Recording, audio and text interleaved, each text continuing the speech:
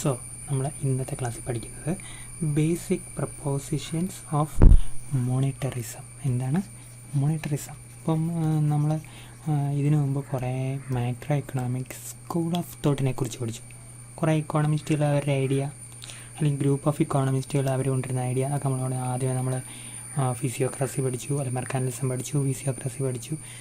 പിന്നെ അത് കഴിഞ്ഞ് നമ്മൾ എന്ത് പഠിച്ചു? ക്ലാസിക്കൽ സ്കൂളിനെ കുറിച്ച് പഠിച്ചു. കഴിഞ്ഞ് നമ്മൾ കെയ്ൻസിനെ കുറിച്ച് പഠിച്ചു. ഇനി നമ്മൾ അടുത്തടുത്ത സ്കൂളുകളിലേക്ക് പോവുക. പോസ്റ്റ് കെയ്ൻസിൻ്റെ നമ്മൾ കുറച്ച് മുക്കാൽ ഭാഗം നമ്മൾ തീർത്തു. രണ്ടാമൂന്ന് തിയറി, സിമ്പിൾ തിയറിയിൽ നമുക്കിനി ബാക്കിയുള്ളത്. ഇനി നമ്മൾ അടുത്തത് പോകുന്നത് മോണിറ്ററിസത്തിലേക്കാണ്. 1950s 60s എസ്പെഷ്യലി 1960s അമേരിക്കയിൽ ഉടലെടുത്ത ഒരു പ്രധാനപ്പെട്ട ഇക്കണോമിക് ഐഡിയോളജി അല്ലെങ്കിൽ സ്കൂൾ ഓഫ് തോട്ട് ആയിരുന്നു ഈ മോണിറ്ററിസം. മോണിറ്ററിസം ആ പേര് കാണിക്കുന്നത് പോലെ it is money that matters എന്ന് പറഞ്ഞവരാണ്. ഫിസ്ക്കൽ പോളിസി അല്ല, മോണിറ്ററി പോളിസിയാണ് പ്രധാനപ്പെട്ടത്. ഓക്കെ, ദെൻ ഗവൺമെൻറ്റിൻ്റെ എക്സ്പെൻഡിച്ചർ അല്ല, മറിച്ച് സെൻട്രൽ ബാങ്കിൻ്റെ മണി സപ്ലൈ ആണ് പ്രധാനപ്പെട്ടത് എന്ന് പറഞ്ഞ ആൾക്കാരായിരുന്നു ഈ മോണിറ്ററിസ്. ഓക്കെ, അപ്പോൾ അവരുടെ ആളായിരുന്നു, ഏറ്റവും പ്രധാനപ്പെട്ട ആളായിരുന്നു, അല്ലെങ്കിൽ പ്രൊപ്പണൻ്റ് ആയിരുന്നു മിൽട്ടൺ ഫ്രീഡ്മാൻ. 2006 അദ്ദേഹം മരിച്ചു പോയെന്ന് എൻ്റെ വിശ്വാസം, ഓർമ്മ. അപ്പോൾ ഫ്രീഡ്മാൻ ലോകം കണ്ടതിൽ ഏറ്റവും പ്രധാനപ്പെട്ട എംപിരിക്കൽ ഇക്കോണമിസ്റ്റ് ആയിരുന്നു. എംപിരിക്കൽ എന്ന് പറഞ്ഞാൽ somebody who is dealing with practical economics and we call them as empirical economist. അപ്പം ഫ്രീഡ്മാൻ ഭയങ്കര എംപിരിക്കൽ ഇക്കോണമിസ്റ്റ് ആയിരുന്നു. അതായത് ചിക്കാഗോ യൂണിവേഴ്സിറ്റിയിലെ ആളായിരുന്നു. ചിക്കാഗോ യൂണിവേഴ്സിറ്റി എവിടെയുള്ളതാണ്? അമേരിക്കയിലുള്ളതാണ് യൂണിവേഴ്സിറ്റിയാണ് ചിക്കാഗോ യൂണിവേഴ്സിറ്റി. നമ്മൾ നേരത്തെ പഠിച്ച കെയ്ൻസൊക്കെ എവിടെയുള്ളതാണ്? കെയ്ൻസൊക്കെ കേംബ്രിഡ്ജ് യൂണിവേഴ്സിറ്റിയിലാണ്, അല്ലേ? കേംബ്രിഡ്ജ് എവിടെയാണ്? കേംബ്രിഡ്ജ് UK ശരിയല്ലേ? അപ്പോൾ അന്നത്തെ കാലത്തൊക്കെ ലോകത്തിലെ ഏറ്റവും പ്രധാനപ്പെട്ട യൂണിവേഴ്സിറ്റിയും എക്കണോമിക്സ് പഠിക്കുന്ന സ്ഥലവും ഒക്കെ UK അല്ലെങ്കിൽ ബ്രിട്ടനിലായിരിക്കും. കാരണം ബ്രിട്ടനാണല്ലോ സാമ്പത്തിക ശക്തി, ബ്രിട്ടനാണല്ലോ ഇൻ്റലക്ച്വൽ ശക്തി, ബ്രിട്ടനാണല്ലോ അക്കാഡമിക്കുമായിട്ടുള്ള ഒരു പവർ. അതുകൊണ്ട് ലോകത്തിലെ പ്രധാനപ്പെട്ട ഇക്കണോമിക് ഐഡിയാസൊക്കെ കേംബ്രിഡ്ജിൽ അങ്ങനെയുള്ള യൂണിവേഴ്സിറ്റിയിലായിരുന്നു.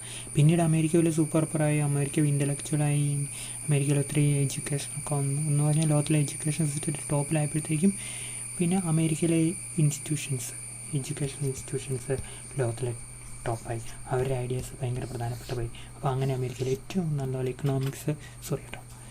ഇക്കണോമിക്സിനെ കുറിച്ച് പഠിക്കുകയും ഗവേഷണം നടത്തുകയും അതുപോലെ പഠിപ്പിക്കുകയൊക്കെ ചെയ്ത യൂണിവേഴ്സിറ്റിയാണ് ചിക്കാഗോ യൂണിവേഴ്സിറ്റി. അവിടെ റിസർച്ച് നടത്തി പഠിപ്പിച്ച ആളാണ് മിൽട്ടൺ ഫ്രീഡ്മാൻ. അപ്പോൾ ഫ്രീഡ്മാൻ ദീർഘകാലഘട്ടത്തിൽ റിസർച്ചിന് ശേഷം അദ്ദേഹം കണ്ടെത്തിയൊരു കാഴ്ചപ്പാടുണ്ട്. അദ്ദേഹം ഭയങ്കര ഗവേഷകനായിരുന്നു. അദ്ദേഹം ഭയങ്കര ടൈം സീരീസ് ഡാറ്റയൊക്കെ ഉപയോഗിച്ച് ഇക്കണോമിക്സിലെ ഓരോ പ്രധാനപ്പെട്ട വേരിയബിൾസൊക്കെ ആക്സസ് ചെയ്തിട്ട് അദ്ദേഹം പറഞ്ഞു, in the long run there is strong relationship between the price level and money supply എന്ന് പറഞ്ഞാൽ ഇത് നമ്മൾ പലപ്പോഴും കേട്ടിട്ടുള്ള, അല്ലേ? നമ്മൾ കേട്ടിട്ടുള്ള ഒരു കാര്യം തന്നെ. ഇത് 45 ഡിഗ്രിയിൽ ക്വാണ്ടിറ്റി ഓഫ് മണിയും പ്രൈസ് ലെവലും തമ്മിലൊരു പോസിറ്റീവ് പ്രൊപ്പോർഷണൽ റിലേഷൻഷിപ്പ് ആണെന്ന് ആര് പറഞ്ഞു? ആദ്യത്തെ ക്വാണ്ടിറ്റി തിയറിസ്റ്റ് പറഞ്ഞു. അവർ പറഞ്ഞതിനെ വേറെ രീതിയിൽ മെച്ചപ്പെടുത്തി റിഫൈൻ ചെയ്ത് മണിയാണ് പ്രധാനപ്പെട്ടത്, മണിയും GDP തമ്മിൽ സ്ട്രോങ് ബന്ധമുണ്ട് എന്നൊക്കെ പുതിയ കണ്ടെത്തൽ നടത്തിയ സ്കൂൾ ഓഫ് തോട്ടാണ് മോണിറ്ററിസം. അതിൻ്റെ ഉപജ്ഞാതാവായിരുന്നു ഫ്രീഡ്മാനും ഫ്രീഡ്മാൻ്റെ ആൾക്കാരും, അല്ലെങ്കിൽ അന്ന സ്ക്വാഡ്സ് എന്നൊക്കെ പറഞ്ഞ എഡ്മണ്ട് ഫെബ്സ് എന്നൊക്കെ പറഞ്ഞ കുറേ ആൾക്കാരുണ്ട്. അവരെല്ലാം ഈ മോണിറ്റേഴ്സിനെ പ്രധാനപ്പെട്ടതായിട്ട് കാണുകയും രാജ്യത്തെ പോളിസി, രണ്ട് തരത്തിലുള്ള പോളിസി നമുക്കുണ്ടല്ലോ, അല്ലേ? നമ്മൾ കേട്ടിട്ടുണ്ട്. ഒന്ന് fiscal policy is the policy of the government. Then secondly you can call monetary policy. So ഒരു ഇക്കോണമി പ്രശ്നത്തിലാകുമ്പോൾ, അല്ലെങ്കിൽ ഇക്കോണമി എപ്പോഴും ഗൈഡ് ചെയ്യാൻ ഈ രണ്ട് ആൾക്കാരും കാണും. രണ്ടിലാരാണ് വലുത്, രണ്ടിലാരാണ് ഏറ്റവും എഫക്റ്റീവ്? വലുതാരായാലും എഫക്റ്റീവ്നെസ്സിനല്ലേ പ്രാധാന്യം. അപ്പം എന്നുള്ള ചോദ്യം തുടർച്ചയായിട്ട് ഈ ഇക്കണോമിക്സ് സ്കൂളുകൾ ചോദിച്ചുകൊണ്ടിരുന്നു. അതിലാണ് ഫിസ്ക്കൽ പോളിസിയാണ് പ്രധാനപ്പെട്ടത് എന്ന് പറഞ്ഞ ആളാണ് കെയ്ൻസിൻ്റെ ശിഷ്യന്മാർ അല്ലെങ്കിൽ കെയ്നീഷ്യൻസ്. ഓക്കെ, സോ ഗവൺമെൻറ്റാണ് പ്രധാനപ്പെട്ടത്, ഗവൺമെൻറ് ടാക്സേഷൻ പോളിസിയാണ് പ്രധാനപ്പെട്ടത്, ഗവൺമെൻറ് എക്സ്പെൻഡിച്ചർ പോളിസിയാണ് പ്രധാനപ്പെട്ടത് എന്നൊക്കെ പറഞ്ഞ ആൾക്കാരാണ് ആര്? കെയ്നീഷ്യൻസ്. പക്ഷേ അവരുടെ ഇക്കണോമിക്സ് ഡിപ്രഷൻ്റെ കാലഘട്ടത്തെയായിരുന്നു. ഡിപ്രഷൻ അറിയാലോ, 1930s ഒരു പ്രത്യേക സാമ്പത്തിക സ്ഥിതി വിശേഷമായിരുന്നു ഗ്രേറ്റ് ഡിപ്രഷൻ. അപ്പോൾ ആ ഡിപ്രഷൻ്റെ കാലഘട്ടത്തെ ഇക്കണോമിക്സ് ആയിരുന്നു നമ്മൾ പറയുകയാണെങ്കിൽ ഈ കെയ്നീഷ്യൻ ഇക്കണോമിക്സ്.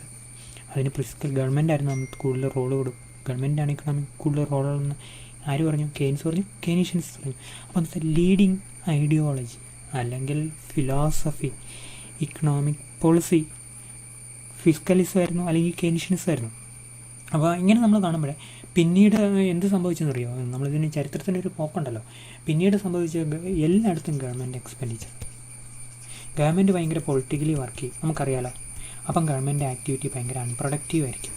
ശരിയല്ലേ? ഗവൺമെൻറ് പലപ്പോഴും അൺപ്രൊഡക്റ്റീവായിട്ട് സ്പെൻഡ് ചെയ്യും. കോമ്പറ്റീറ്റീവായിട്ട് സ്പെൻഡ് ചെയ്യുന്നത് ആരായിരിക്കും? പ്രൈവറ്റ് സെക്ടർ ആയിരിക്കും. അപ്പോൾ ഗവൺമെൻറ് കൂടുതലായിട്ട് സ്പെൻഡ് ചെയ്യുമ്പോൾ, ഗവൺമെൻറ് സ്പെൻഡിങ് ഞാൻ ഇവിടെ എഴുതും കേട്ടോ, ഗവൺമെൻറ് സ്പെൻഡിങ് കൂടുമ്പോൾ പ്രൈവറ്റ് സ്പെൻഡിങ് കുറയും, ഉറപ്പായിട്ടും കുറയും. അപ്പം പ്രൈവറ്റ് സ്പെൻഡിങ് എന്താണ്? പ്രൈവറ്റ് സ്പെൻഡിങ് ഇൻവെസ്റ്റ്മെൻറ്റ് കൂട്ടുന്നതാണ്. ശരിയല്ലേ? മുന്നേ അത് മാത്രമല്ല, അതുവരായിട്ട് എംപ്ലോയ്മെൻറ്റ് കൂടും, കോമ്പറ്റീഷൻ കൂടും, ഔട്ട്പുട്ട് കൂടും, എഫിഷ്യൻസി കൂടും. അപ്പോൾ ഇതെല്ലാം പ്രൈവറ്റ് സെക്ടർ സ്പെൻഡിങ്ങിൻ്റെ പ്രത്യേകതയാണ്. ഗവൺമെൻറ് അങ്ങനെ പ്രോഫിറ്റ് ഒന്നും വെച്ചല്ല, റിസോഴ്സൊക്കെ എവിടെയെങ്കിലുമൊക്കെ ചിലവാക്കും, അങ്ങനെയൊക്കെ ഗവൺമെൻറ്. അതുകൊണ്ട് ശരിക്കും ഗവൺമെൻറ് സ്പെൻഡിങ് കൂടുമ്പം പ്രൈവറ്റിൻ്റെ സ്പെൻഡിങ് കുറഞ്ഞു. നമ്മളതിനെ ഒരു വാക്ക് പിടിച്ച് പഠിച്ചായിരുന്നു, ക്രൗഡിങ് ഔട്ട് എഫക്റ്റ് അല്ലേ? എന്താണ് ക്രൗഡിങ് ഔട്ട് എഫക്റ്റ് എന്നുള്ളൊരു വാക്ക് നമ്മൾ പഠിച്ചു. ഇനി ഞാനിതൊക്കെ ഡിലീറ്റ് ചെയ്യട്ടെ, അല്ലെങ്കിൽ നിങ്ങൾക്ക് ഭയങ്കര ശല്യമായിരിക്കും ഇരുന്നതിൻ്റെ മുകളിൽ കയറി ഇരിക്കുകയല്ലേ. ഒരു second, let me delete this. Delete ചെയ്യാൻ അവാർഡ് പഠിപ്പിക്കുന്ന അത്ര സമയം തന്നെ വേണം ഡിലീറ്റ് ചെയ്യാൻ. ഡിലീറ്റ് ചെയ്യാനുള്ള വേറെ വഴിയൊന്നുമില്ല, നമ്മളിങ്ങനെ ടച്ച് ചെയ്യുക. ഞാനിങ്ങനെ ടച്ച് ചെയ്യുന്നതൊക്കെ നിങ്ങൾ കാണുന്നതാണല്ലേ. ടച്ച് ചെയ്യുക, പിന്നെ എന്നാ ചെയ്യണം? ഡിലീറ്റ് ചെയ്യുക. ഇനി ഭയങ്കര പാടാണ്, പോട്ടെ, ഒന്നുകൂടെ എടുത്തിട്ട് ഞാൻ ഡിലീറ്റ് ചെയ്യാൻ നോക്കുക. അല്പം ക്ഷമ കാണിക്കണേ. ഞാൻ ഇച്ചിരി മുകളിലോട്ടാക്കി. പാർവതി പേറ്റേ ഉള്ളൂ അവളെ അഡ്മിറ്റ് ചെയ്യപ്പം. അഡ്മിറ്റ് ചെയ്തു. ഓക്കെ, ഞാൻ റീഡ് മോഡിലേക്ക് ഒന്നുകൂടെ ഇട്ടെ. നമ്മൾ പറഞ്ഞു തന്നെയാണെന്നറിയോ, നമ്മൾ പറഞ്ഞുകൊണ്ടിരുന്ന കാര്യം അന്നേരം വിട്ടുപോയി. അപ്പോൾ നമ്മൾ ക്രൗഡിങ് ഔട്ട് എഫക്റ്റിനെ കുറിച്ച് പറഞ്ഞു, അല്ലെങ്കിൽ നമ്മൾ ഫിസ്ക്കൽ പോളിസിയെക്കുറിച്ച് ഇങ്ങനെ പറഞ്ഞുകൊണ്ടിരിക്കുകയായിരുന്നു അല്ലേ. ഫിസ്ക്കൽ പോളിസിയെക്കുറിച്ചും മോണിറ്ററി പോളിസിയെക്കുറിച്ചും നമ്മൾ പറഞ്ഞുകൊണ്ടിരുന്ന, ഡിലീറ്റ് ചെയ്യപ്പോൾ എല്ലാം വിട്ടുപോയി. അപ്പോൾ എന്തായാലും ഈ മോണിറ്ററി സ്കൂൾ പറഞ്ഞ എന്താണ്? ഫിസ്ക്കൽ പോളിസി ഇൻഎഫക്റ്റീവാണ്. എന്താണ്? ഇൻഎഫക്റ്റീവാണ്. അപ്പോൾ ഗവൺമെൻറ് എന്ത് ചെയ്യുന്നറിയോ? ഗവൺമെൻറ് അല്ലെങ്കിൽ സെൻട്രൽ ബാങ്ക് മണി സപ്ലൈ കൂട്ടണം. എന്തിനനുസരിച്ച്? ഔട്ട്പുട്ടിനനുസരിച്ച് കൂട്ടണം. എന്തിനനുസരിച്ച്? ഔട്ട്പുട്ടിനനുസരിച്ച് കൂട്ടണം. ഇതാണ് ഇവരുടെ പ്രധാനപ്പെട്ട കാഴ്ചപ്പാട്. ഓക്കെ, ഞാൻ പറഞ്ഞത് എന്താണെന്ന് ചോദിച്ചു കഴിഞ്ഞാൽ, ഗവൺമെൻറ്റിൻ്റെ എക്സ്പെൻഡിച്ചർ കൂട്ടിക്കൂട്ടി, ഫിസ്ക്കൽ പോളിസിയിലെ ഗവൺമെൻറ് എക്സ്പെൻഡിച്ചർ കൂട്ടിക്കൂട്ടി ഏറ്റവും അവസാനം അൺപ്രൊഡക്റ്റീവ് എക്സ്പെൻഡിച്ചർ ആയിരുന്നു. ഗവൺമെൻറ് ഡെപ്റ്റ് വന്നു. ശരിയല്ലേ? ഗവൺമെൻറ് ഡെപ്റ്റ് തീർന്നു. ഡെപ്റ്റിൻ്റെ ഏറ്റവും വലിയ പ്രത്യേകത അറിയോ? നമ്മൾ കടമെടുക്കുന്നതും ഗവൺമെൻറ് കടമെടുക്കുന്നതും ഒരുപോലെയാണ്. നമ്മൾ ഇന്ന് കടമെടുത്താൽ നാളെ നമുക്ക് കുറച്ച് ചിലവാക്കാൻ പറ്റുള്ളൂ. ഇന്ന് നമ്മൾ കൂടുതൽ ചിലവാക്കും, അപ്പോൾ നാളത്തെ പൈസ നമ്മൾ തിരിച്ച് ഗവൺമെൻറ് ഇങ്ങനെയാണ്. അപ്പം ഡെപ്റ്റ് എടുത്ത് നമ്മൾ ചിലവാക്കുമ്പോൾ ഇക്കോണമിക്ക് ഗുണകരമായി ചിലവാക്കിയില്ലേ ഉണ്ടല്ലോ, പാഴ്ചെലവായി തീരും. ഗവൺമെൻറ് കടക്കണിയിലാകും, ഇക്കോണമിയിലോട്ട് മുമ്പോട്ട് പോവുകയില്ല. അതുകൊണ്ട് the government sector what we can say more than a limit, if it spends it will produce inefficiency, lack of productiveness. ഇതെല്ലാ തിയറികളും പിന്നീട് പറഞ്ഞു. അപ്പം 1936 കെയ്ൻസിൻ്റെ ബുക്ക് വരുന്നത്. പിന്നെ ഫിസ്ക്കൽ പോളിസിയുടെ ഒരു ഭരണമായിരുന്നു ഫിസ്ക്കൽ. എല്ലാ ഗവൺമെൻറ്റുകളും എന്ത് ചെയ്തു? ഭയങ്കരമായിട്ട് ഫിസ്ക്കൽ പോളിസി ഉപയോഗിച്ചു. മണി ഭയങ്കരമായിട്ട് പ്രിൻ്റ് ചെയ്തു, ഡെപ്റ്റ് വന്നു, ഇൻഫ്ലേഷൻ വന്നു, ഇക്കോണമി ഗുണത്തേക്കാൾ ഉപരി ദോഷത്തിലേക്ക് പോയി. അപ്പോൾ ഒരു കെയ്നീഷ്യൻ പോളിസിയെക്കുറിച്ചുള്ള ഒരു കറക്ഷൻ ചരിത്രത്തിൽ ആവശ്യമായി തീർന്നു. അപ്പോൾ അങ്ങനെ ഉണ്ടായ ഒരു സ്കൂൾ ഓഫ് തോട്ടാണ് നമ്മൾ മോണിറ്ററിസം നമുക്ക് പറയേണ്ടി വരും. എന്താണ് മോണിറ്ററിസം? ശരിയല്ലേ? നമുക്ക് അങ്ങനെ പറയാൻ പറ്റും. മോണിറ്ററിസം അങ്ങനെ ഒരു സ്കൂൾ ഓഫ് തോട്ടായിരുന്നു. ഇനി മോണിറ്ററിസം കൊണ്ടുവന്ന പ്രധാനപ്പെട്ട ഐഡിയ, നമുക്ക് ക്ലാസ് എടുക്കുന്നതിന് മോണിറ്ററിസം കൊണ്ടുവന്ന് നമ്മൾ മണി സപ്ലൈ കൂട്ടണം. എന്തിനനുസരിച്ച് കൂട്ടണം? ഔട്ട്പുട്ടിനനുസരിച്ച് കൂട്ടണം. മനസ്സിലായി? ഇതാണ് അവരുടെ പ്രധാനപ്പെട്ട ഒരു ഐഡിയ. ഞാനതിൻ്റെ ഒരു ഈ മോണിറ്ററിസത്തിന് മോണിറ്ററിസം ഞാൻ നിങ്ങൾക്ക് പഠിപ്പിച്ചു തരുന്നതിന് മുമ്പേ മോണിറ്ററിസത്തിൻ്റെ ഒരു അണ്ടർലൈങ് ഫിലോസഫി പ്രായോഗികമായിട്ട് ഞാൻ നിങ്ങൾ പറഞ്ഞു തരട്ടെ. നമുക്കെല്ലാം അറിയാം എന്തിനാണ് ഗവൺമെൻറ് മണി സപ്ലൈ കൂട്ടുന്നത്, അല്ലെങ്കിൽ സെൻട്രൽ ബാങ്ക് മണി സപ്ലൈ കൂടുന്നത് എന്തിനാണ്? നമ്മുടെ എല്ലാം ട്രാൻസാക്ഷൻ നടത്താൻ വേണ്ടിയിട്ടാണ് അല്ലേ? മണിയില്ല നമുക്ക് ട്രാൻസാക്ഷൻ നടത്താൻ പറ്റും. നമ്മൾ ഇഷ്ടംപോലെ സാധനങ്ങൾ ഉണ്ടാക്കുന്നുണ്ട്, നമുക്ക് ഒത്തിരി സാധനങ്ങൾ വേണം, പക്ഷെ മണിയില്ല ട്രാൻസാക്ഷൻ നടക്കില്ല. The ultimate purpose for money is to fulfil the needs of the people to meet the transactions or money performs the medium of exchange function. ഇത് ഭയങ്കര പ്രിമിറ്റീവ് ഫങ്ഷനാണെന്ന് നമുക്കറിയാം, ട്രാൻസാക്ഷൻ ഡിമാൻഡ് ഫോർ മണി. അപ്പോൾ അത് ആണ് മണിയുടെ പ്രധാനപ്പെട്ട function. അപ്പോൾ അങ്ങനെയാകുമ്പം money supply കൂട്ടുന്നത് എന്തിനനുസരിച്ചായിരിക്കും? എത്ര ട്രാൻസാക്ഷൻ ഉണ്ടോ അതിനനുസരിച്ച് കൂട്ടണം. എങ്ങനെയാണ് ട്രാൻസാക്ഷൻ എപ്പോഴാണ് കൂടുന്നത്? നമ്മുടെ ഇൻകം കൂടുന്നതനുസരിച്ച്. അപ്പോൾ അതിൻ്റെ അർത്ഥം നമ്മൾ ചുരുക്കത്തിൽ പറയുകയാണെങ്കിൽ ഇൻകം കൂടുന്നതനുസരിച്ച് എന്തും കൂടെ കൂട്ടണം, മണി സപ്ലൈ കൂട്ടണം. അപ്പോൾ ഇൻകം കൂടുന്നതനുസരിച്ച് എന്ത് സംഭവിക്കും? നമ്മുടെ ഡിമാൻഡ് ഫോർ മണി കൂടും. ശരിയല്ലേ? എന്ത് കൂടും? ഡിമാൻഡ് ഫോർ മണി കൂടും. ഓക്കെ, അപ്പോൾ നമുക്ക് ഇൻകം കൂടി, എത്ര കണ്ട് മണിയും ഡിമാൻഡ് കൂടും. ഈ ഫ്രീഡ്മാൻ ഉണ്ടല്ലോ, അതിനെക്കുറിച്ച് ഭയങ്കര ഗവേഷണം നടത്തി. അതിൻ്റെ അടുത്ത കാലത്ത് നിങ്ങൾക്ക് ഒരു 3 വർഷം കഴിയുമ്പോൾ റിസർച്ച് നടത്തുമല്ലോ എന്ന് പറഞ്ഞാൽ ഫ്രീഡ്മാൻ ഭയങ്കര റിസർച്ച് ആയിരുന്നു. ഞാൻ അങ്ങോട്ട് വായിച്ചു തുടങ്ങി, അത്രയൊന്നും ഞാൻ വായിച്ചിട്ടില്ല, എന്നാൽ പോലും ഞാൻ വായിച്ച ഫ്രീഡ്മാൻ ഒരു 10-15 വർഷമൊക്കെ റിസർച്ച് നടത്തിയെന്ന് പറഞ്ഞു. ത്രൂ ഔട്ട് റിസർച്ച് ആയിരുന്നു. അദ്ദേഹത്തിൻ്റെ റിസർച്ചിൻ്റെ പബ്ലിക്കേഷൻ ഭയങ്കര ബ്രേക്ക് ത്രൂ ആയിട്ടുള്ള. അദ്ദേഹം പറഞ്ഞാണെന്നറിയോ, നമ്മളൊക്കെ 100 രൂപ കൂടിയെന്ന് വിചാരിച്ചു നമ്മുടെ വരുമാനം. അന്നേരം നമ്മൾ എത്ര രൂപ മണി ഡിമാൻഡ് ചെയ്യുന്ന അറിയോ? 150 രൂപയുടെ മണി ഡിമാൻഡ് ചെയ്യുന്ന പറഞ്ഞു. 100 രൂപ ഇൻകം കൂടുതൽ, 150 രൂപ നമുക്ക് ആവശ്യമാണെന്നുള്ളത്. So this is called the income elasticity of demand for money. Income എന്താണ്? Elasticity of what? Demand for money. Okay, എന്താണ്? Income elasticity of demand for money. അപ്പോൾ ഇൻകം 100 രൂപ കൊണ്ട് കൂടിയാൽ നമ്മുടെ ഡിമാൻഡ് ഫോർ മണി കൂടും. എത്ര ഉണ്ട്? 150 രൂപ ഉണ്ട്. അപ്പോൾ ഇത് തമ്മിലുള്ള ബന്ധം എത്ര? 1.8. അപ്പോൾ ഫ്രീഡ്മാൻ റിസർച്ചിന് ശേഷം പറഞ്ഞു, ആൾക്കാരുടെ ഇൻകം 100 രൂപ കൊണ്ട് കൂടിക്കഴിഞ്ഞാൽ ആൾക്കാർക്ക് 150 രൂപയുടെ പൈസയുടെ ആവശ്യമുണ്ടെന്ന് പറഞ്ഞു. നമ്മളെല്ലാം അങ്ങനെയല്ല. 100 രൂപ ഇൻകം ഉണ്ടെങ്കിൽ നമ്മൾ 1000 രൂപയുടെ ആവശ്യം നമുക്ക് ആവശ്യമില്ല. മണി അങ്ങനെ ഡിമാൻഡ് ചെയ്യുമെന്ന് അദ്ദേഹം പറഞ്ഞു. ചിലപ്പോൾ 80 രൂപ കട കൊടുക്കും കേട്ടോ. അപ്പോൾ ഫ്രീഡ്മാൻ്റെ റിസർച്ച് ഭയങ്കര ബ്രേക്ക് ത്രൂ ആയിരുന്നു. So let us conclude that the income elasticity of the demand for money has a value of 1.8 or near to 2. ഇതാണ് ഫ്രീഡ്മാൻ പറഞ്ഞത്. മനസ്സിലായല്ലോ? അപ്പോൾ ഇത് നമുക്ക് ഈ പോളിസി മേക്കേഴ്സിന് എന്ത് മെസ്സേജാണ് ഇത് കൊടുക്കുന്നത്? ഒരു സെക്കൻഡ്, എൻ്റെ പ്രസൻറ്റേഷൻ പോയെന്ന് നോക്കട്ടെ. പോയില്ലെന്നറിയാം ഞാൻ ആ പ്രസൻറ്റേഷൻ ഓക്കെ. അപ്പോൾ ഇത് നമ്മൾ ചോദ്യമേ, എന്ത് പോളിസി മെസ്സേജാണ് ഈ ഒരു income elasticity of demand for money ഇപ്പോൾ ഗവൺമെൻറ് സെൻട്രൽ ബാങ്കിന് അതിൻ്റെ അർത്ഥം ഉണ്ടല്ലോ, ഇക്കോണമി 1% കണ്ട് 10% കണ്ട് വളർന്നാൽ 10 എളുപ്പമാണ്, ഒന്ന് ചെറുതായിപ്പോയി. നമ്മുടെ ഇൻകം 10% കണ്ട് വളരും. എന്നാൽ നമ്മൾ ഡിമാൻഡ് ഫോർ മണി എത്ര കണ്ട് കൂട്ടണം? 15% കണ്ട് കൂട്ടണം. അല്ലെങ്കിൽ ഈ 1.8 എന്നുള്ളത് 2 ആക്കുവാണെങ്കിൽ 20% കണ്ട് കൂട്ടണം. ശരിയല്ലേ? So your demand for money doubles in accordance with your output. Okay, so this was a really important policy message for the central bank as well as the government. What matters is ultimately, we can say the supply of money or money supply in accordance with the level of outputs. ഇനി ഇതല്ലെങ്കിൽ 10% കൊണ്ട് GDP വളരുമ്പോൾ 8% കൊണ്ട് മാത്രമാണ് money supply കൂട്ടിയെങ്കിൽ നമ്മൾ കൂട്ടിയിടി നടക്കും എന്ന് പറഞ്ഞാൽ നമുക്ക് മണി ആവശ്യത്തിന് കാണൂല. നമ്മളെന്ത് ചെയ്യും? മണി കൂടുതൽ നമ്മുടെ ഇല്ലാത്തതുകൊണ്ട് നമ്മൾ സ്പെൻഡിങ് കുറയ്ക്കും. ഇക്കോണമി താഴോട്ട് പോകും. സ്പെൻഡിങ് ആണല്ലോ ഇക്കോണമിക് ഗ്രോത്തിൻ്റെ എൻജിൻ അല്ലേ? നമ്മളങ്ങനെ പറയല്ലേ? അതാണ് അതിൻ്റെ സത്യം.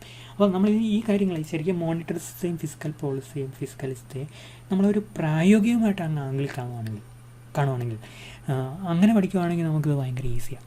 അതല്ലെങ്കിൽ ഇവരുടെ ഓരോ തിയറി എടുത്ത് നമ്മൾ കീറി മുറിച്ച് കാണാൻ പഠിക്കാൻ നോക്കി കഴിഞ്ഞാൽ നമുക്ക് ഭയങ്കര അട്രീഷൻ വരും. ഞാനിതിനെക്കുറിച്ച് അല്പം കൂടെ കൂടുതലായിട്ട് പറഞ്ഞോട്ടെ, കാരണം ഇതൊക്കെ മോണിറ്ററിസം തന്നെയാണ്. ഇതൊക്കെ നിങ്ങൾക്ക് മനസ്സിലാക്കാൻ പ്രധാനപ്പെട്ടാണ്, ഓർത്തിരിക്കാനും പ്രധാനപ്പെട്ടാണ്. നമ്മളെങ്ങനെ കാര്യങ്ങൾ മനസ്സിലാക്കുന്നു എന്നനുസരിച്ചാണ് നമ്മൾ ഓർത്തിരിക്കുന്നത്. നമ്മളെങ്ങനെ ഓർത്തിരിക്കുന്നു എന്നനുസരിച്ചാണ് നമ്മൾ പരീക്ഷിക്കുന്നത്. അപ്പോൾ നമ്മൾ മനസ്സിലാക്കുക എന്നുള്ളതാണ് പ്രധാനം. ഓക്കെ, ഞാനൊന്ന് ഡിലീറ്റ് ചെയ്യാൻ ശ്രമിക്കാം കേട്ടോ. ഡിലീറ്റ് ചെയ്യാൻ പറ്റും. ഇതിപ്പോൾ ഇത്രയും ഫ്രീ സ്പേസ് നമുക്കൊരു ബോർഡായിട്ട് കൂട്ടിയേക്കാം. ഒന്നുകൂടെ മോഡിലിടാം. അപ്പോൾ ഞാൻ നിങ്ങളോടൊരു വാക്ക് പറഞ്ഞു, അതായത് ചില കാൽക്കുലേഷൻ അവിടെ വരിക. അതായത് when your income expands by 10 rupees, your demand for money increases by 18 rupees, or the income elasticity of demand for money has a value of 1.8. ഇത് ഫ്രീഡ്മാൻ പറഞ്ഞാന്ന് നമ്മളിപ്പോൾ കണ്ടല്ലോ. ഒരു സെക്കൻഡേ. ഓക്കെ, അപ്പോൾ അങ്ങനെ അപ്പോൾ അങ്ങനെയാണെങ്കിൽ പിന്നീട് ഈ മോണിറ്ററി ഇപ്പോൾ അങ്ങനെ വന്നപ്പോഴത്തേക്കും സെൻട്രൽ ബാങ്ക് ഒരു കാരണവശാലും 10% ഇക്കോണമി ഗ്രോത്ത് വിവരിക്കുമ്പം 25% കൊണ്ട് മണി സപ്ലൈ കൂട്ടരുത്. അപ്പോൾ എന്ത് സംഭവിക്കും? മനസ്സിൽ പറഞ്ഞു നോക്കി, എന്ത് പറഞ്ഞ് സംഭവിക്കും?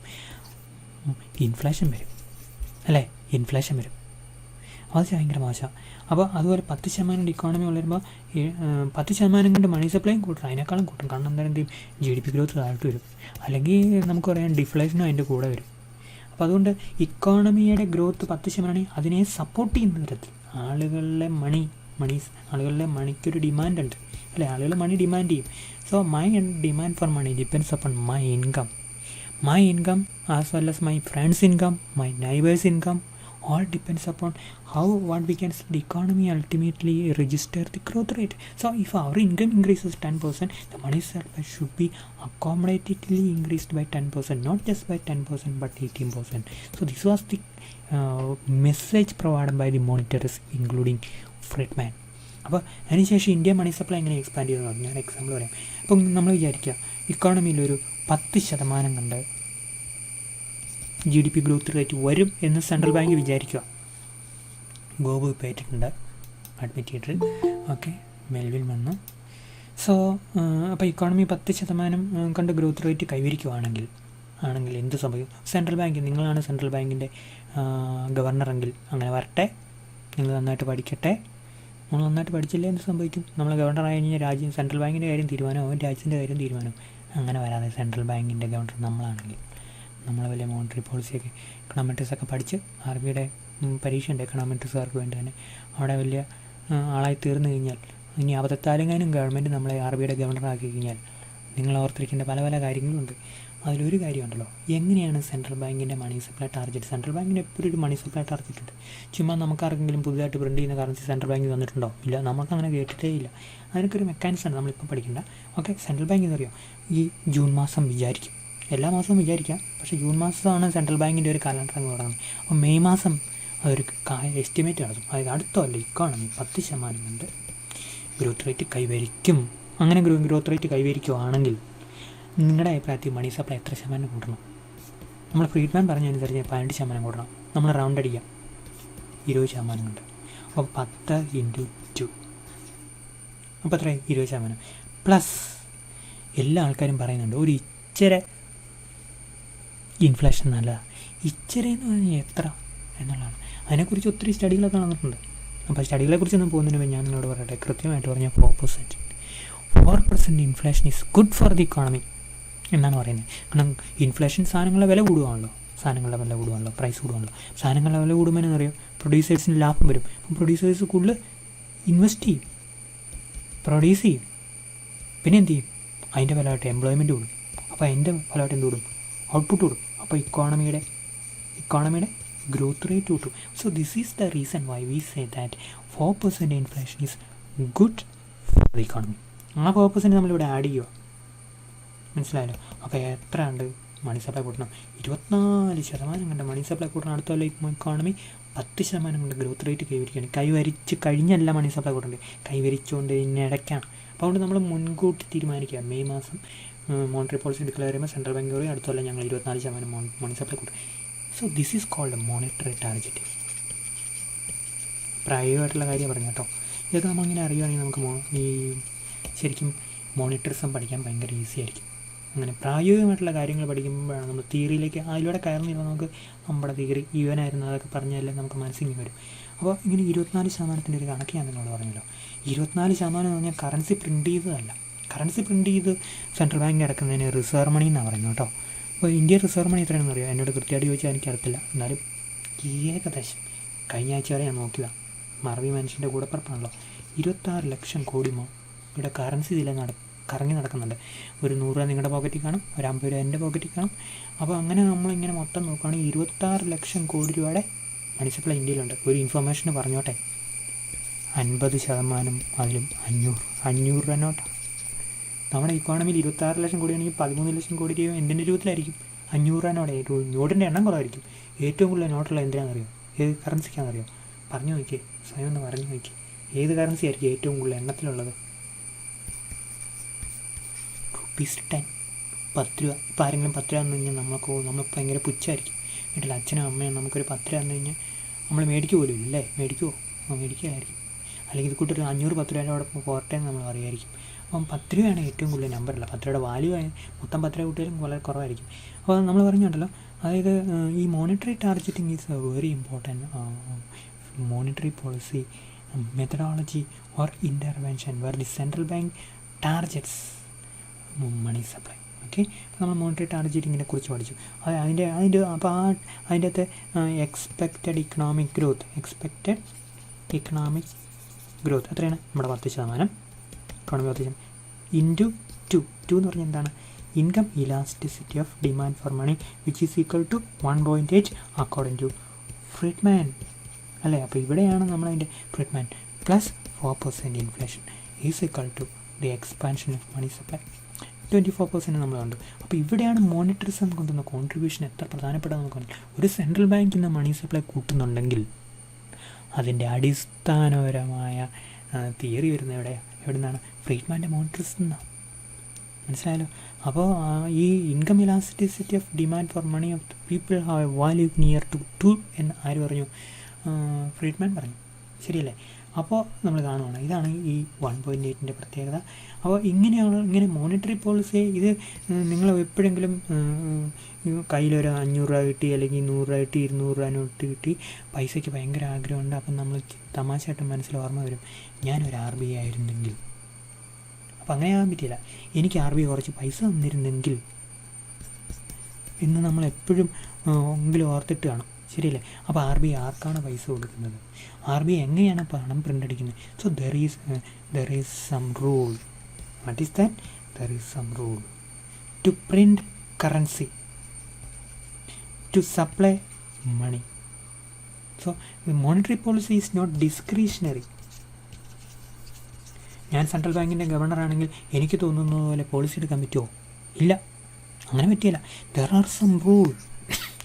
തോന്നുന്ന സമയത്ത് തോന്നുന്നവർക്കൊന്നും മണി സപ്ലൈ കൊടുക്കാൻ പറ്റില്ല. അപ്പോൾ നമ്മളിത് ഒരു എലമെൻ്റാണ് നമ്മൾ പഠിച്ചത്. So monetary policy is not discretionary, it is rule based. So it is scientific, it is systematic. only because of Milton Friedman and his version of economic philosophy called monetarism. Okay, എന്താണ് മോണിറ്ററിസം? പിന്നെ ആ കൂടെ കുറേ ആൾക്കാരുണ്ടല്ലോ. നമ്മളിപ്പം പറഞ്ഞു, അതായത് ഈ മിൽട്ടൺ ഫ്രീഡ്മാൻ എന്ന് പറഞ്ഞാൽ ആരായിരുന്നു? അപ്പം നമ്മൾ ഈ റാസ്പുട്ടിൻ എന്ന് പറയുന്ന ആളെക്കുറിച്ച് നിങ്ങൾ കേട്ടിട്ടുണ്ട്. സാർ ചക്രവർത്തി, സാറീനയുടെ കമ്പനിയായിരുന്നു സാർ ചക്രവർത്തി. റഷ്യയിലെ സാർ കിങ്ഡത്തിൻ്റെ അധപതനത്തിന് കാരണമായ റാസ്പുട്ടിൻ. ബോണിയമിൻ്റെ പാട്ട് നിങ്ങൾ കുറേ പ്രാവശ്യം കേട്ട് കാണുമല്ലോ. അപ്പോൾ നമ്മൾ അങ്ങനെ ഒരു അജ്ഞതയിൽ നിന്ന്, അല്ലെങ്കിൽ നമുക്കൊന്നും അറിയത്തില്ലാത്തൊരു സ്ഥലത്ത് നിന്ന് വന്ന, അല്ലെങ്കിൽ പെട്ടെന്ന് കയറി വന്ന ഒരാളാണ് ഈ ഫ്രീഡ്മാൻ. പക്ഷെ അദ്ദേഹത്തിൻ്റെ ഈ ഒരു suggestion that the money supply is what matters in the economy, all other policies are not relevant. So that was a historical breakthrough, and we can say that almost all of the central bank people are monetarists. അപ്പോൾ നിങ്ങൾ PG കഴിഞ്ഞ് നമുക്ക് ഇതിനേക്കാളും കൂടുതൽ നമ്മൾ എന്തെങ്കിലും പഠിക്കണമെങ്കിൽ തന്നെയാണ് പഠിക്കുന്നത്, അല്ലേ? നമ്മൾ PG ഒക്കെ കഴിഞ്ഞ് പിന്നെ എന്നെ അങ്ങനെ ആര് പഠിപ്പിക്കാനാണ്? നമ്മളെല്ലാം തന്നെ പഠിക്കുകയുള്ളൂ, നമ്മൾ തന്നെ ഇങ്ങനെ വായിക്കും. അപ്പോൾ അതിനു മുമ്പ് ഈ മോണിറ്ററി പോളിസിയെക്കുറിച്ച്, മോണിറ്ററിസത്തെക്കുറിച്ച് എനിക്ക് നിങ്ങളോട് ഒത്തിരി പറയാനുണ്ടെങ്കിൽ പോലും നമുക്കതിനുള്ള സമയമില്ല, പരിമിതി, ഭയങ്കര സമയക്കുറവാണ്. ഇതിനെക്കുറിച്ച് വാചാലമായിട്ട് സംസാരിക്കണം എന്നൊക്കെ ഉണ്ട്. പക്ഷേ എന്നാൽ പോലും നമ്മൾ മോണിറ്ററിസ്റ്റിനെ കുറിച്ച് പറഞ്ഞാൽ അവരുടെ ഏറ്റവും എല്ലാ സെൻട്രൽ ബാങ്ക് ഗവർണേഴ്സും ഒരു മോണിറ്ററിസ്റ്റ് ആയിരിക്കും. ഞാൻ നിങ്ങളുടെ രഘുരാം രാജനെ കുറിച്ചാണ് സംസാരിക്കുന്നത്. So he was an outstanding person. എന്ന് പറഞ്ഞാൽ നല്ലത് സംസാരിക്കുന്നില്ല. അപ്പോൾ രഘുരാം രാജൻ്റെ ഏറ്റവും വലിയ പ്രത്യേകത അറിയാം, he was A teacher at, ആർക്കെങ്കിലും പറയാൻ പറ്റുമോ? ആർക്കും പറയാൻ പറ്റില്ലെന്ന് എനിക്കറിയാം. He was A teacher at Chicago university. മനസ്സിലായല്ലോ? ചിക്കാഗോ യൂണിവേഴ്സിറ്റിയുടെ ഒരു ടീച്ചറായിരുന്നു ആര്? രഘുരാം രാജൻ. ചിക്കാഗോ യൂണിവേഴ്സിറ്റിയിൽ ജനിച്ച സാമ്പത്തികശാസ്ത്രമാണ് മോണിറ്ററിസം. മനസ്സിലായോ? ചിക്കാഗോ യൂണിവേഴ്സിറ്റിയിൽ ഒരു ടീച്ചറായിരുന്നു മിൽട്ടൺ ഫ്രീഡ്മാൻ, അല്ലേ? അപ്പോൾ അങ്ങനെ ആകുമ്പം രഘുരാം രാജൻ ആരായിരിക്കും, അല്ലേ?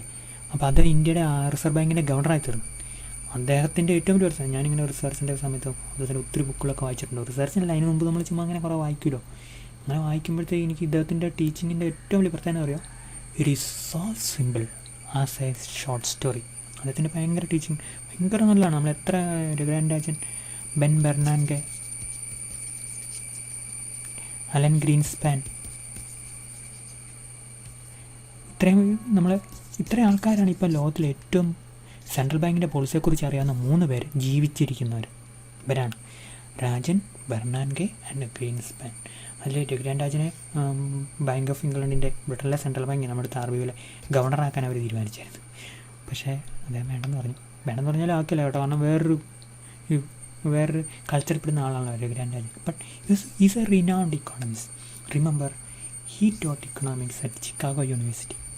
അതുകൊണ്ടാണ് രഘുരാൻ രാജൻ RBIയുടെ ഗവർണർ സ്ഥലത്ത് നിന്ന് പുറത്തേക്ക് അദ്ദേഹം പറഞ്ഞൊരു വാക്കുണ്ട്, അതായത് എനിക്ക് പഴയ ജോലി ചെയ്യുന്നതാണ് ഏറ്റവും ഇഷ്ടം. പഴയ ജോലി ചെയ്യുന്നതാണ് ചിക്കാഗോ യൂണിവേഴ്സിറ്റിയിലെ ടീച്ചറായി ഇരിക്കുന്നതാണ് ഏറ്റവും ഇഷ്ടം. അപ്പോൾ ചിക്കാഗോ യൂണിവേഴ്സിറ്റിയിലാണ് മോണിറ്ററിസം ജനിച്ചത്, അവിടെയാണ് വളർന്നത്.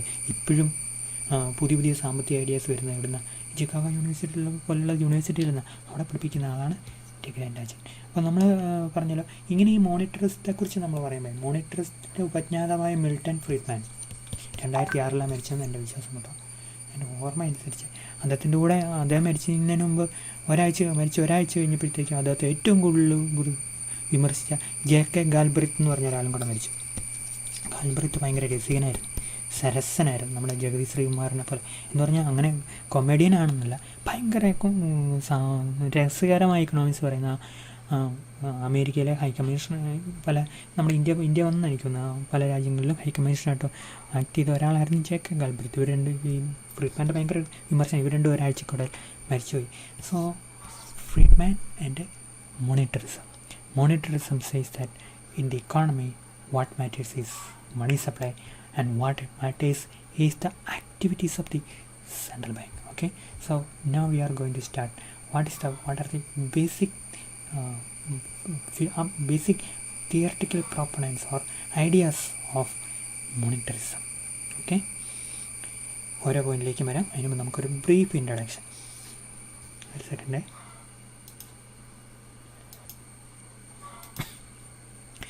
The Monetary School at Citadel at Chicago University.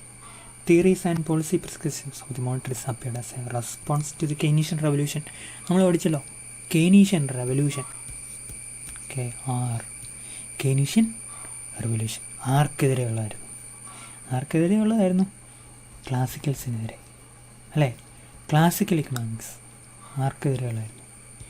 മർക്കാനലിസിനെതിരെ അല്ലേ? സോ കെയ്ൻസിനെതിരെയുള്ള കെയ്നീഷ്യൻ കാഴ്ചപ്പാടുകൾക്കെതിരെയുള്ള സാമ്പത്തിക ചിന്താധാരയായിരുന്നു ഏത്? മോണിറ്ററിസം. ഓക്കെ, മോണിറ്ററിസത്തിൻ്റെ പാരലായിട്ട് പലതരം അതിനുശേഷവും അതിനൊപ്പം തന്നെ പലതരം സാമ്പത്തിക ചിന്താഗതികളുണ്ടായിട്ടുണ്ട്. അതൊക്കെ നമ്മൾ പഠിച്ചു പോകും അടുത്ത മൊഡ്യൂളിൽ. Okay, so it appeared as a response to the Keynesian revolution. So we can say that if Keynesian was a revolution against the classical, against what? The classical economics. The monetarists adopted some of the classical ideas. ക്ലാസിക്കൽസിൻ്റെ ചില ഐഡിയാസൊക്കെ ഇവർ adopt ചെയ്തു. നമ്മൾ അതിലേക്കാണ് വരുന്നത്. അപ്പോൾ നമ്മൾ പറഞ്ഞല്ലോ, അതായത് ക്ലാസിക്കൽസിനെതിരെയുള്ളൊരു റെവല്യൂഷനായിരുന്നു കെയ്ൻസിൻ്റേത്. So we call it as a Keynesian revolution. And the monetarists was against the Keynesian thinking and they adopted some of the classical approach. The monetarists were against the Keynesian approach and they adopted some of the classical ideas. So we can say that the monetarist approach was a counter-revolution. എന്താണ് counter revolution? It's a counter revolution against Keynesians. അപ്പോൾ Keynes ക്ലാസിക്കൽസിനെ ഭയങ്കരമായിട്ട് ആക്രമിച്ചതിന് അതിനെതിരെയുള്ളൊരു counter റെവല്യൂഷനായിരുന്നു മോണിറ്ററിസത്തിൻ്റെ. മനസ്സിലായല്ലോ? Classical എക്കണോമിക്സിനെ അല്പമൊക്കെ മോണിറ്ററിസം adopt ചെയ്തു എന്ന ആംഗിളിലാണ് നമ്മൾ ഈ മോണിറ്ററിസത്തെ counter revolution എന്നുള്ള വാക്ക് കൊണ്ട് പറയുന്നത്. ഇപ്പോൾ കെയ്ൻസിനെ തടഞ്ഞു നിർത്തുക, കെയ്നീഷ്യൻ ഐഡിയസിനെ. The Keynesian economics was a response to the classical orthodoxy. It is regard as a revolution against the long stood theoretical stand of economies from 1776 to 1936. 1776 Adam Smith publication of Wealth of Nations, 1936 Keynes publication of the General Theory. Between this you can have what the classical economics. Now monetarism as a school of thought tried to resist some of the Keynesian arguments. Similarly, it absorbed some of the classical ideas. In this respect, monetarism is regarded as a counter revolution. മനസ്സിലായല്ലോ എന്താണ് counter revolution? ഞങ്ങളുടെ കളറിൽ ഉണ്ടായിരുന്നു, miss ചെയ്തു പോയി. ഓർത്തേക്കണം, നിങ്ങളുടെ മനസ്സിൽ colour കിടക്കട്ടെ. Counter revolution against Keynesianism. Milton Friedman, who taught economics at Chicago University, is regarded as the chief architect of the monetary school. His idea that fiscal policy is ineffective, whereas it is monetary policy that is important for guiding the economy is contained in the argument that it is money that matters.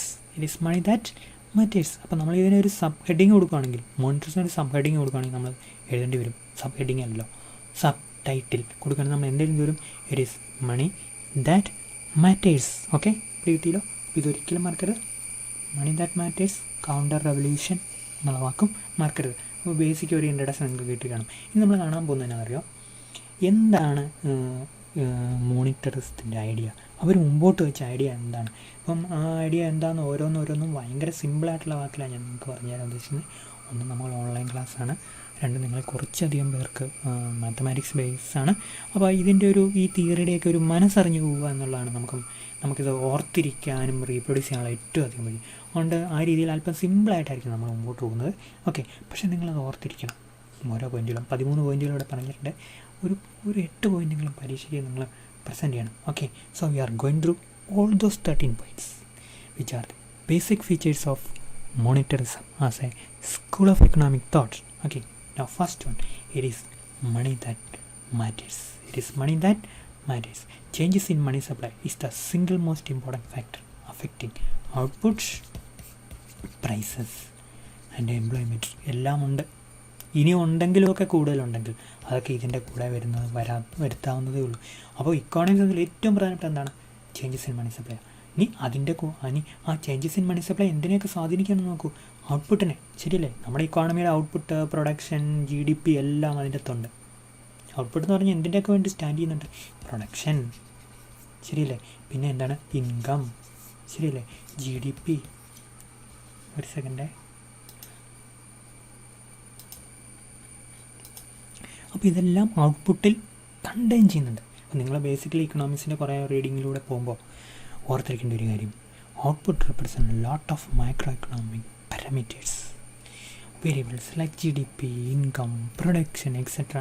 And this contains sometimes employment as well. So when there is output, there can be employment depending upon the way you produce something or produce output. Okay, so money supply influences output, money supply influences employment, and similarly we know from a basic level money supply influences prices as well. money supply എന്തിനേയും കൂടെ influence ചെയ്യും, price ലെവലിനെ influence ചെയ്യും. ഇതിന് നമ്മൾ ആരും നമ്മളോട് പറയേണ്ട കാര്യമില്ല. നമ്മൾ ക്വാണ്ടിറ്റി തിയറി പഠിച്ചിട്ടാണ് ഇതെല്ലാം തുടങ്ങിയത്. ക്വാണ്ടിറ്റി തിയറിയിലെ 45 ഡിഗ്രി ആംഗിൾ എന്താ നമ്മളോട് പറയുന്നത്, there is equal proportion relation between quantity of money and the general price level. So അതിൻ്റെ യാതൊരു സംശയമില്ല. So it is money that matters, the basic philosophy and approach of the monetary school. Then strong direct relation between the money supply and real economic activities, including the real GDP. What is the real GNP? What is the real GDP or real output or real economic activities? So you should differentiate between real and nominal. എന്താണ് പുറകോട്ട് പോകട്ടോ, അവിടെ ചെന്നിട്ട് നമുക്ക് പറഞ്ഞുതരാം എന്താണ് real versus nominal. So what is the difference between real and nominal? Let me give you an example. So you got a salary of 100 rupees during last year. Then money supply increased by 20%. That means any item you bought by spending 100 rupees during the previous year will get today only by spending 120 rupees. Okay, you got the idea? So price level has increased by how much? 20%. And suppose that your employer will be increasing your salary to 110 rupees. What will be your thinking? We can initially say that your salary is increased. Actually your salary has not been increased. Your salary compared to the previous year might be something around 95 rupees. Around 95. Actually your salary should have been increased by to 120 or to keep 100 rupees equal to 120. അപ്പോൾ അങ്ങനെയാണെങ്കിൽ 100 നമ്മുടെ എന്താണ് പറയുക, നമ്മുടെ real income 95 രൂപയാണ്. കഴിഞ്ഞ കൊല്ലത്തെ വെച്ച് നോക്കുകയാണെങ്കിൽ കഴിഞ്ഞ കൊല്ലം 100 രൂപയ്ക്ക് മേടിച്ചാൽ 100 രൂപയ്ക്ക് സാധനം മേടിച്ചു. അങ്ങനെയാണെങ്കിൽ നമുക്ക് നമ്മുടെ ഇക്കൊല്ലത്തെ സാലറി ഉപയോഗിച്ച് കഴിഞ്ഞ കൊല്ലത്തെ 95 രൂപ സാധനം മേടിക്കാൻ പറ്റുള്ളൂ. നമുക്ക് ഇതേ സാധനം ഇക്കൊല്ലം മേടിക്കും 100 രൂപയുടെ നമുക്ക് 110 കിട്ടുള്ളൂ. സോ ആക്ച്വലി നമ്മുടെ സാലറി കുറഞ്ഞു പോയി, നമ്മുടെ റിയൽ ആയിട്ടുള്ള സാലറി കുറഞ്ഞു പോകുമല്ലേ, ശരിയല്ലേ? So real means nominal minus inflation. Real means ഇൻഫ്ലേഷൻ്റെ എലമെൻറ്റ് നോമിനലിൽ നിന്ന് കളയുന്നതാണ്. അതായത് നമുക്ക് പറയുകയാണെങ്കിൽ റിയൽ എന്ന് പറയുക, മനസ്സിലായല്ലോ? ഇൻഫ്ലേഷൻ്റെ എലമെൻറ്റ് എടുത്ത് കളയണം. ഇപ്പോൾ റിയൽ GDP എന്ന് പറഞ്ഞ് നോമിനൽ GDP 20% കൊണ്ട് കൂടി, ഇൻഫ്ലേഷൻ 10% കൂടിയുണ്ടെങ്കിൽ റിയൽ GDP 10% കൊണ്ടേ കൂടുന്നുള്ളൂ കേട്ടോ. ഓർത്തേക്കണം. ഞാൻ ഡിലീറ്റ് ചെയ്യാൻ നോക്കട്ടെ. Let me delete that part. ഒരല്പം ക്ഷമിക്കണേ, നോക്കട്ടെ, ഡിലീറ്റ് ചെയ്യാൻ.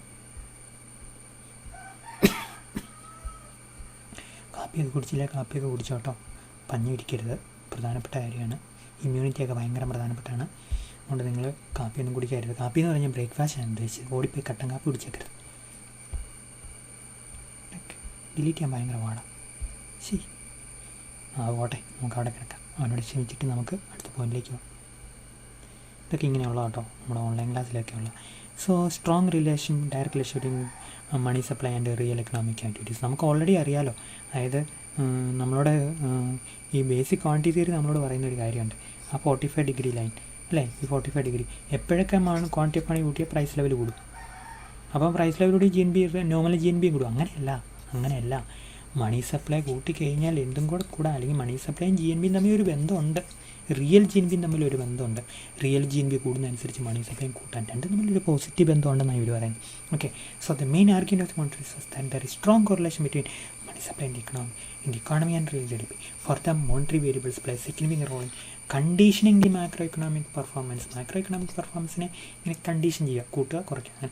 The primary factor is that growth of stock of money has a strong influence on behavior of nominal and real GDP in the short run. Okay, now third feature, the demand for money depends upon national output. അത് നമുക്കറിയാലോ, നമ്മൾ പറഞ്ഞു. അതായത് നമ്മുടെ demand for മണി എന്തിനെ ആശ്രയിച്ചിരിക്കും? എത്രമാത്രം income കൂടുന്നതനുസരിച്ചിരിക്കും നമ്മുടെ ഇൻകം കൂടുന്ന നമ്മുടെ വേറൊരാളുടെ ഇൻകം കൂടുന്ന വേറൊരാളുടെ. അപ്പോൾ ഒരാളുടെ മണി ഡിമാൻഡ് എന്തിനെ ആശ്രയിച്ചിരിക്കും? ആളുടെ ഇൻകത്തെ ആശ്രയിച്ചിരിക്കും. Okay, there is stable and predictable relationship between the amount of money that people wish to hold, demand for money and the level of national output. So when our income increases, demand for money increases. Friedman elaborated that the demand for money function is stabler than the Keynesian consumption function. ഇവിടെയാണ് function. ഇപ്പം നമ്മൾ പഠിച്ച ഒരു കാര്യമുണ്ട്, നമ്മൾ എന്താ Keynesian consumption function നമ്മൾ പഠിക്കുമ്പോൾ നമ്മൾ അതിനെക്കുറിച്ച് പറഞ്ഞു. Consumption function is A Keynesian innovation അല്ലേ. 1936 ശേഷം നമ്മൾ കാണുന്ന മാക്രോ എക്കണോമിക്സിൽ ഇഷ്ടംപോലെ ഇന്നോവേഷൻസാണ്. അപ്പോൾ അതൊരു കെയ്നീഷ്യൻ ഇന്നോവേഷനാണ്. അപ്പോൾ അതുപോലെ തന്നെ ഇതേ ഉണ്ടല്ലോ, ഫ്രീഡ്മാൻ പറഞ്ഞു demand for money, my demand for money is a function of my income, my expectations about my future, the interest rate I get from my bonds, the interest rate R out of R no interest rate from my shareholding, the return I may have from my human capital. So all those things determines my demand for money. അതാണ് Friedman പറഞ്ഞത്. ഫ്രീഡ്മാൻ്റെ demand for മണി ഫംഗ്ഷനെ ഉത്തരം variables ഉണ്ടല്ലോ ഭയങ്കര dynamic ആയിരുന്നു. അപ്പോൾ അദ്ദേഹം ഭയങ്കര അനാലിസിസ് നടത്തിയ ശേഷം അദ്ദേഹം പറഞ്ഞു, അപ്പോൾ മാത്രമല്ല എൻ്റെ വെൽത്ത് ഇവിടെ കിടക്കട്ടെ, എനിക്ക് വരുമാനം ഇല്ലായിരിക്കും, പക്ഷേ ഇഷ്ടംപോലെ ഏക്കർ ഇറങ്ങിയ സ്ഥലം ഉണ്ടായിരിക്കും, അപ്പോൾ അതനുസരിച്ച് എനിക്ക് മണി ഡിമാൻഡ് ആവശ്യമുണ്ട്. സോ ഇദ്ദേഹം ഉണ്ടല്ലോ അങ്ങനെ ഡിമാൻഡ് ഫോർ മണി ഫംഗ്ഷൻ കൊണ്ടുവന്നിട്ട് പറഞ്ഞു എൻ്റെ demand for money demand for money function stabler than what the Keynesian consumption function. Okay, now the fourth one, lagged relation between money supply and GDP response. According to the monetarists, the effect of a change in the money supply on GNP take place with long variable lags ranging 6 months to 2 years. GNP money supply ബന്ധമുണ്ട്. എങ്ങനെയാണ് ബന്ധം? നമ്മളിതിൻ്റെ time dimension എങ്ങനെയാണ്? ഇന്ന് money supply കൂട്ടിക്ക് നാളെ GDPക്ക് എന്ത് സംഭവിക്കും? ഇല്ല, ഒത്തിരി കാലം കഴിഞ്ഞേ സംഭവിക്കുള്ളൂ. എത്ര കാലം കഴിഞ്ഞ്? 6 മാസം 2 വർഷമൊക്കെ. അപ്പം GDP ഒരു സെക്കൻഡേ,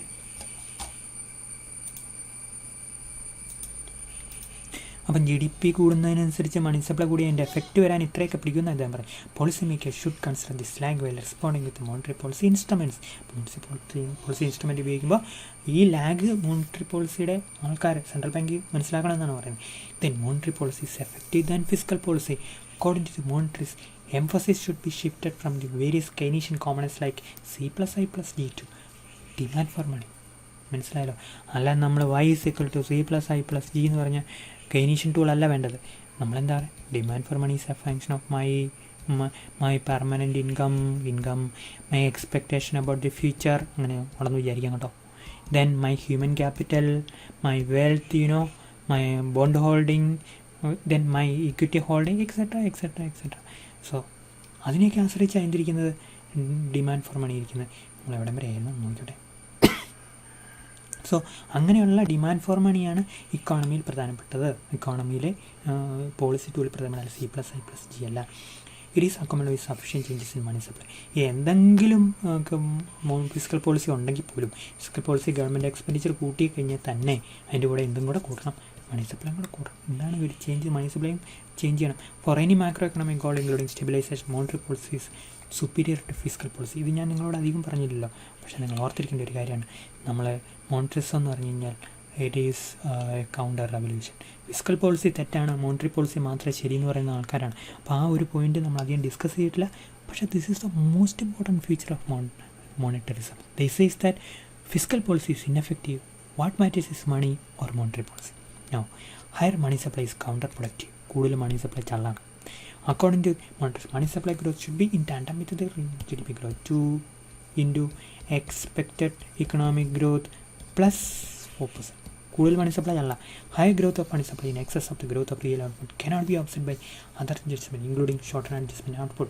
For the monetarism, take 2-3 നമ്മൾ പറഞ്ഞ inflation is a monetary phenomenon. ഇവർ പറഞ്ഞു ഇൻഫ്ലേഷൻ എന്താണ്, it is a monetary phenomenon. Reason for inflation higher money supply in excess output growth. മനസ്സിലായാലും ഔട്ട്പുട്ട് 10% കണ്ടുകൂടി 24% നമ്മൾ മണി സപ്ലൈ കൂട്ടാൻ ഉദ്ദേശിച്ച്, പക്ഷേ 30% കണ്ടുകൂടി, അപ്പോൾ 6% ഇൻഫ്ലേഷൻ ഉണ്ടാകും നമുക്ക് വേണമെങ്കിൽ പറയാം. അപ്പോൾ ഇൻഫ്ലേഷൻ എന്ന് പറയുന്നത് എന്താണ്, എപ്പോഴും എല്ലാ കാലത്തും അതൊരു മോണിറ്ററി ഫിനോമിന. അപ്പോൾ നമ്മൾ ഈ മോണിറ്ററിസത്തെക്കുറിച്ച് പഠിക്കുമ്പോഴേ നമ്മുടെ മനസ്സിലുണ്ടാകുന്ന ഉണ്ടായിരിക്കേണ്ട ഏറ്റവും വലിയ ഇവർ പറഞ്ഞു സാധനങ്ങളുടെ സപ്ലൈ കുറവായതുകൊണ്ടല്ല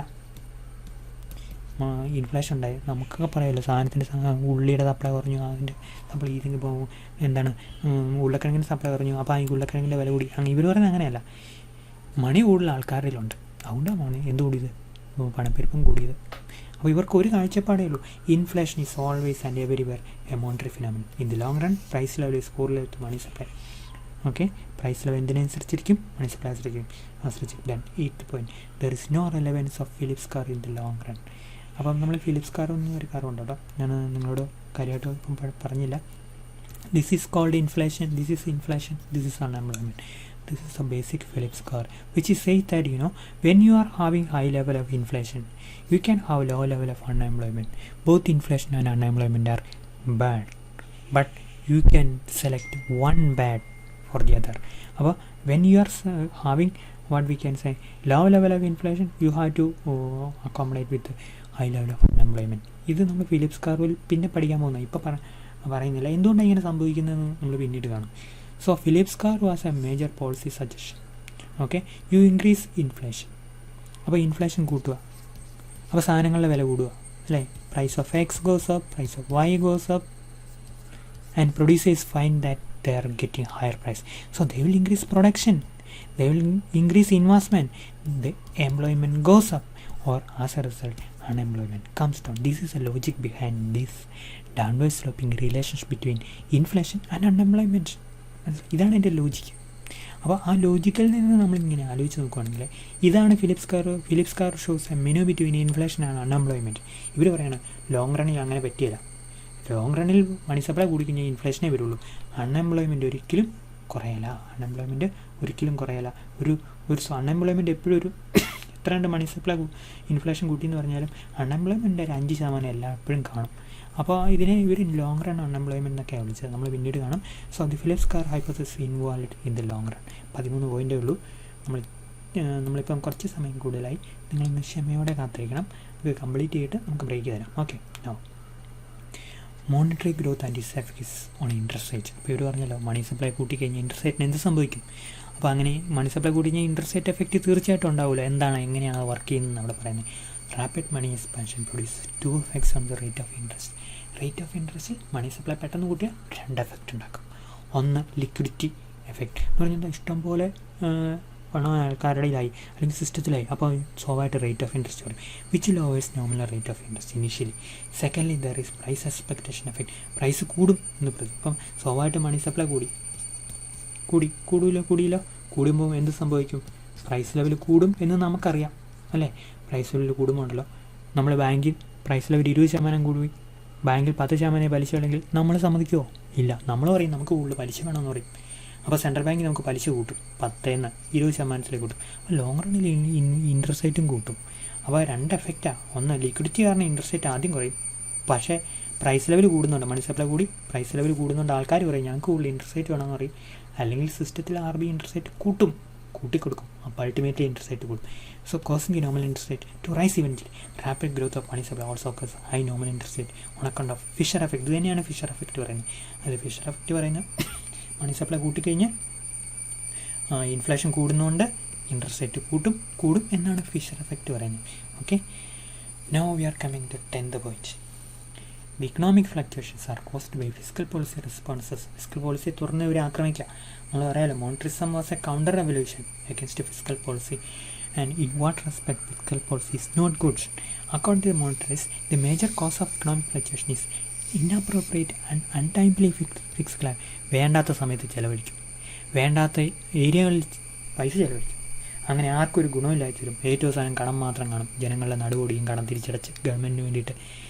ഇതുകൊണ്ട് ഫിസിക്കൽ പോളിസി കൗണ്ടർ പ്രൊഡക്റ്റീവാണ്, ഇൻഎഫിഷ്യൻ്റാണ്. ശരിയല്ലേ? ഗവൺമെൻറ് സ്പെൻഡ് ചെയ്യുമ്പോൾ എത്ര നന്നായിട്ട് സ്പെൻഡ് ചെയ്യുമെന്ന് നമുക്കറിയാലോ. അപ്പോൾ അതുകൊണ്ട് ഗവൺമെൻറ് ഇക്കോണമിയിൽ നിന്ന് കടമെടുത്ത് കുറച്ച് പൈസയേ ഉള്ളൂ എടുത്തുകൊണ്ട് ചിലവാക്കരുത്. അത് let that be spend by the private sector which makes productive investment which give more output, which have higher technology, which give high level of employment to the people. Let private spending to be increased instead of what we can say government spending. Okay, so we are coming to that point. Inappropriate and untimely fiscal policy is the main reason for economic fluctuations by the government rather than private sector inability in the market system. ഇപ്പോൾ Keynes പറഞ്ഞല്ലോ, there are 2 types of expenditure. Aggregate ഡിമാൻഡിന് 2 ഫാക്ടറാണ്. Consumption, അതിനകത്ത് Keynes പറഞ്ഞു consumption is stable. അങ്ങനെയാണെങ്കിൽ ഇക്കോണമിയിൽ GDP growth കൂട്ടുന്നോ കുറയ്ക്കുന്നോ ഇല്ലാതാക്കുന്നോ ഒക്കെ എന്താണ്? Investment കൂടുതലും കുറവാണ്. അപ്പോൾ ഇൻവെസ്റ്റ്മെൻറ്റ് കുറഞ്ഞു പോവുക.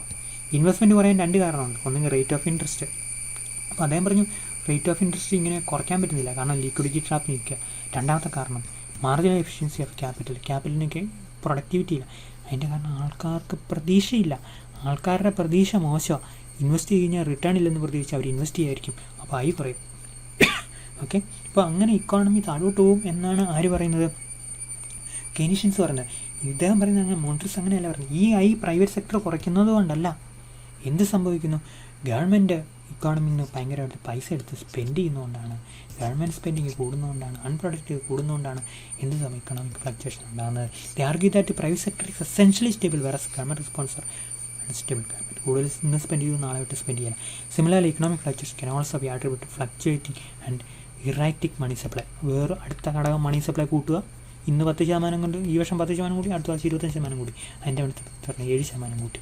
അപ്പോൾ ഇങ്ങനെ ഇറാറ്റിക്കായിട്ട് മണി സപ്ലൈ വരുത്തുന്നത് കൂടിയാണ് ഇക്കോണമിയിൽ ഫ്ലക്ച്വേഷൻ വരുന്നത്. Then coming to 13th point, monetary aggregates are important and interest rate target. അപ്പോൾ ഇക്കോണമിയെ സംബന്ധിച്ചോളം സെൻട്രൽ ബാങ്ക് ഇങ്ങനെ റിപ്പോ റേറ്റ് പോലുള്ള സാധനങ്ങൾ, ഇൻട്രസ്റ്റ് റേറ്റ് ഇങ്ങനെ കൂട്ടുകയോ കുറയ്ക്കുകയോ ഇങ്ങനെ ചെയ്യുന്നതല്ല പ്രധാനമായിട്ട്.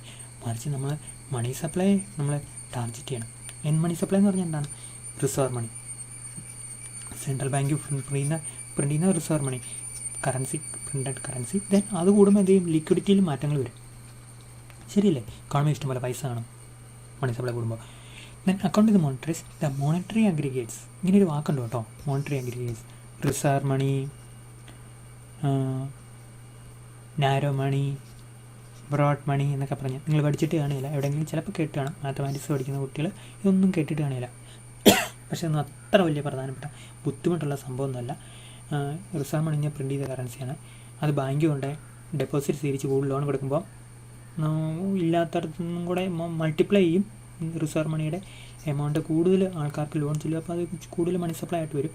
എമൗണ്ട് എന്ന് പറയും. ഇച്ചോടെ ബാങ്കിൻ്റെ ആക്ടിവിറ്റി കൂടി പലതരത്തിലുള്ള സ്പെൻഡിങ് പറയുമ്പോൾ അതിന് M3 ആവും, ബ്രോഡ് മണി എന്ന് പറയും.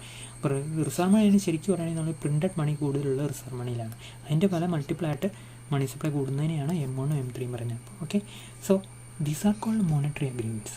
There may be reserve money, there may be narrow money, there may be so the central bank should target that, including liquidity, which are more important than rate of interest for central bank's monetary management. Okay, so you got that idea. We are coming to the 12th point, the second last point, not the last point, second last point. Monetary policy should be rule based.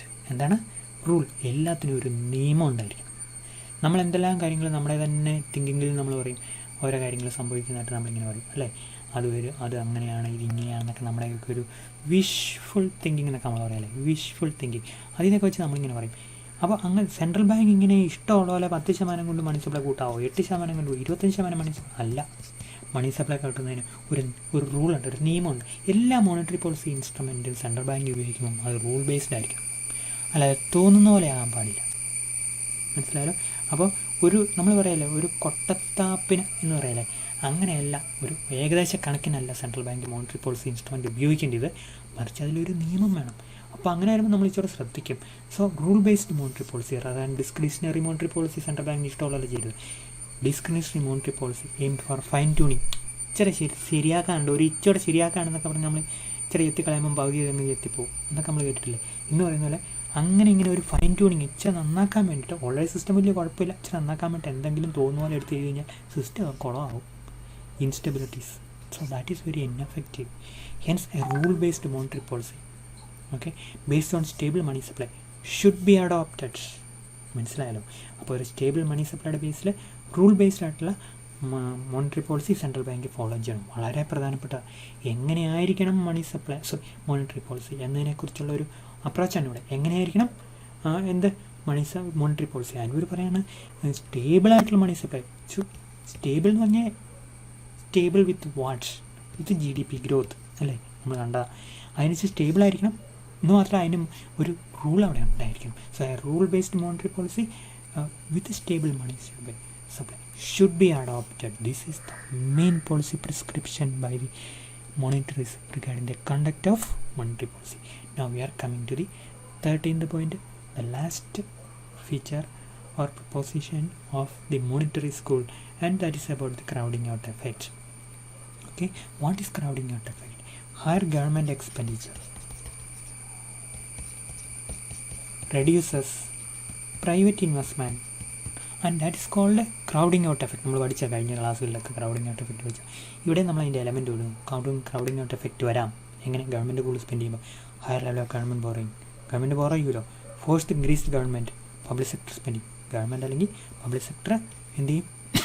ബോറോയിങ്ങിലൂടെ ഭയങ്കരമായിട്ട് spend ചെയ്യും. അങ്ങനെ spend ചെയ്യുമ്പം it crowds out what we can say private investment. Crowd out or reduces private investment. This may produce reduced investment, higher unemployment rate. ഇതെല്ലാം എന്തുണ്ടാക്കും? Private investment കുറയ്ക്കും, unemployment economy ഉണ്ടാക്കും. കാരണം കൂടുതൽ ജോലി എടുക്കുന്ന പ്രൈവറ്റ് സെക്ടറാണല്ലോ. So crowding out effect should be avoided. Government higher expenditure should be restricted or to be eliminated. This was the policy suggestion of the monetarist school. And now we are coming to the conclusion part. So conclusion is nothing new. It is our summary of the points that we have already discussed all together. The monetary school brought some fundamental changes in macroeconomic thinking. Fundamental changes, very fundamental. The most important policy discussion by the monetarists was that it is money and this monetary policy that matters. Okay, it is money and monetary policy that matters. ഏറ്റവും പ്രധാനപ്പെട്ട എന്താണ്? Money monetary policy. They were against the use of fiscal policy in stabilising ഇക്കോണമിയെ stabilise ചെയ്യാൻ ഒരു കാരണവശാലും എന്ത് ഉപയോഗിക്കാൻ പാടില്ല? ഫിസ്ക്കൽ പോളിസി ഉപയോഗിക്കാൻ പാടില്ല. In this dimension the monetarist teachings for a counter revolution against the fiscal policy. Okay, അപ്പോൾ ഈ രീതി പറയുകയാണെങ്കിൽ ഈ മോണിറ്ററിസ്റ്റിൻ്റെ തിയറി കൗണ്ടർ റെവല്യൂഷനാണ്. എന്തിനെതിരെ? The fiscal policy and Keynesian prescriptions. കെയ്നീസിൻ്റെയും കെയ്നീഷ്യൻ ഐഡിയക്കെതിരെയും ഫിസ്ക്കൽ പോളിസിക്കെതിരെയും ഉള്ള ഒരു കൗണ്ടർ റെവല്യൂഷനായിരുന്നു ഏത്? ഈ monetarist ideas അല്ലെങ്കിൽ monetarist propositions. Okay, so that is all about this introductory class about on monetarism. അപ്പോൾ ഞാൻ ക്ലോസ് ചെയ്തോട്ടെ.